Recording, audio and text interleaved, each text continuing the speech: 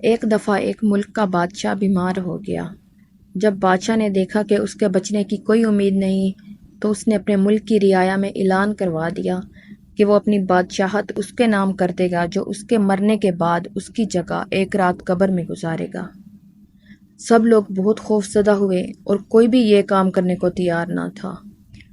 اسی دوران ایک کمہار جس نے ساری زندگی کچھ جمع نہ کیا تھا، بہت غریب تھا، اس کے پاس سوائے ایک گدھے کے کچھ نہ تھا۔ اس نے سوچا کہ اگر وہ ایسا کر لے تو وہ بادشاہ بن سکتا ہے، اور حساب کتاب میں کیا جواب دینا پڑے گا، اس کے پاس تھا ہی کیا، صرف ایک گدھا ہی تھا۔ سو اس نے اعلان کر دیا کہ وہ ایک رات بادشاہ کی جگہ قبر میں گزارے گا۔ بادشاہ کے مرنے کے بعد لوگوں نے بادشاہ کی قبر تیار کی اور وعدے کے مطابق کمہار خوشی خوشی اس میں جا کر لیٹ گیا اور لوگوں نے قبر کو بند کر دیا۔ کچھ وقت گزرنے کے بعد فرشتے آئے اور اس کو کہا اٹھو اور اپنا حساب دو۔ اس نے کہا بھائی حساب کس چیز کا، میرے پاس تو ساری زندگی تھا ہی کچھ نہیں سوائے ایک گدھے کے۔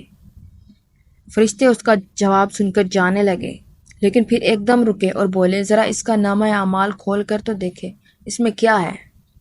بس پھر کیا تھا، سب سے پہلے انہوں نے پوچھا کہ ہاں بھائی فلاں فلاں دن تم نے گدھے کو ایک وقت بھوکا رکھا تھا۔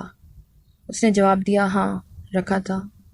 فوری طور پر حکم ہوا کہ اس کو 100 دورے مارے جائیں۔